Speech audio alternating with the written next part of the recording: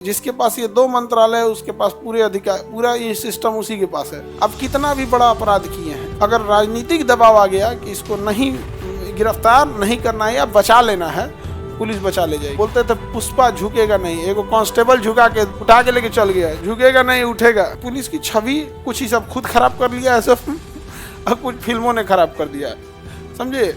और एक और भी रीजन है पुलिस की छवि खराब होने का।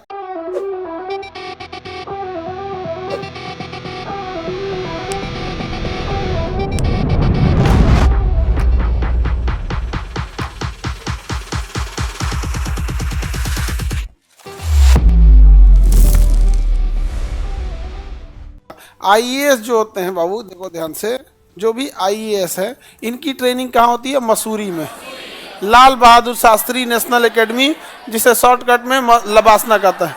लाल बहादुर शास्त्री नेशनल एकेडमी, लबासना, लबासना, हाँ, नेशनल एडमिनिस्ट्रेटिव कहाँ पे है ये? उत्तराखंड, मसूरी में। अब ये मसूरी में, उधर जगह नहीं है तो इधर लिख देते हैं, मसूरी में। ये ट्रेनिंग इनकी मसूरी में होता है। आईपीएस की ट्रेनिंग हैदराबाद, सरदार वल्लभ भाई पटेल नेशनल एकेडमी। सरदार वल्लभ भाई पटेल नेशनल एकेडमी आईपीएस की ट्रेनिंग होती है। सरदार वल्लभ भाई पटेल नेशनल एकेडमी आईपीएस की। आईएएस की ट्रेनिंग मसूरी में होती है। और कौन सा है भैया? आईएफएस, इंडियन फॉरेन सर्विस नहीं है। आप ध्यान दीजिए, आपको लिखा होगा, क्या लिखा है? Forest, Indian forest service, Dehradun. Indira Gandhi national academy एक तरह से कह सकते हैं। तो वन सर्विस का इंदिरा गांधी, पुलिस सर्विस का सरदार पटेल, और आईएएस का लाल बहादुर शास्त्री। मेन आदमी का नाम याद रखेगा, लाल बहादुर शास्त्री नेशनल एकेडमी में आईएएस, सरदार पटेल। और वन्य सेवा, अरे हम पूछ क्या रहे हैं पहले उसको सुनो ना। तुमसे हम शहर पूछ रहे हैं ना शॉर्टकट पूछ रहे हैं। हम कह रहे हैं किस व्यक्ति के नाम पर उसका ट्रेनिंग कॉलेज है। आईपीएस की ट्रेनिंग किस नाम पे? सरदार पटेल। आईएएस की ट्रेनिंग किस नाम से? लाल बहादुर शास्त्री। और वन्य सेवा की इंदिरा गांधी। अब जो शहर पूछेंगे तब बताना। आईएफएस किस शहर में? देहरादून। आईएएस मसूरी। आईपीएस, हाँ, समझ में आ गया कि नहीं आ गया? ये सब तो पहले से ही था, ये पद, ये वाला, ये दोनों पद पहले से था, इसे बाद में जोड़ा गया था, इसे बाद में जोड़ा गया। तो सबसे नई अखिल भारतीय सेवा कौन सा है? आईएफएस। आई सब तो पहले से थे सब यहाँ पे, आईएएस और आईपीएस, ठीक है। Indian administrative service, Indian police service, यहाँ समझ में आ गया।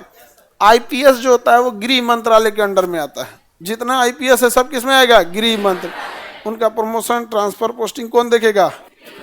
गृह मंत्रालय देखता है। जबकि इंडियन एडमिनिस्ट्रेटिव सर्विस, आईएएस जो होते हैं कार्मिक मंत्रालय में आएगा। किस में आएगा? कार्मिक मंत्रालय। जिसके पास ये दो मंत्रालय है उसके पास पूरे अधिकार, पूरा ये सिस्टम उसी के पास है। अगर गृह मंत्रालय है तो आईपीएस आपके अंडर में है। आईपीएस अंडर में है तो थाना क्या कर लेगा? हाँ, जिला का एसपी कह दिया इसका इनकाउंटर कर दो, हो जाएंगे। अब जाएंगे, अब आप जिला का एसपी किया कोई बात नहीं, मर्डर किया छोड़ दो, छोड़ देगा। समझ में आ गया? पुलिस प्रशासन जो होती है ना, उसमें सबसे बड़ी कमी कहिए या अच्छाई कहिए, अगर ऊपर उसको सीनियर जैसा निर्देश देगा वैसे ही काम होता है। अब कितना भी बड़ा अपराध किए हैं, कितना भी बड़ा अपराध किए हैं, अगर राजनीतिक दबाव आ गया कि इसको नहीं गिरफ्तार नहीं करना है या बचा लेना है, पुलिस बचा ले जाएगी।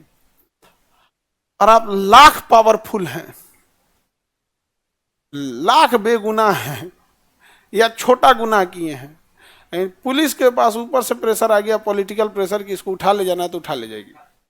आप चिल्लाते रह जाइए। यहाँ पे बोलते थे पुष्पा झुकेगा नहीं, एगो कांस्टेबल झुका के उठा के लेके चल गया, झुकेगा नहीं उठेगा, लेके चल गया ना, मन ठंडा गया।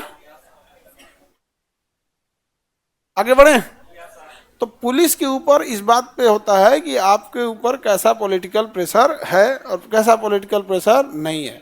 समझ में गया इसमें। और भारतीय पुलिस की छवि कुछ ही सब खुद खराब कर लिया है सब और कुछ फिल्मों ने खराब कर दिया है, समझे।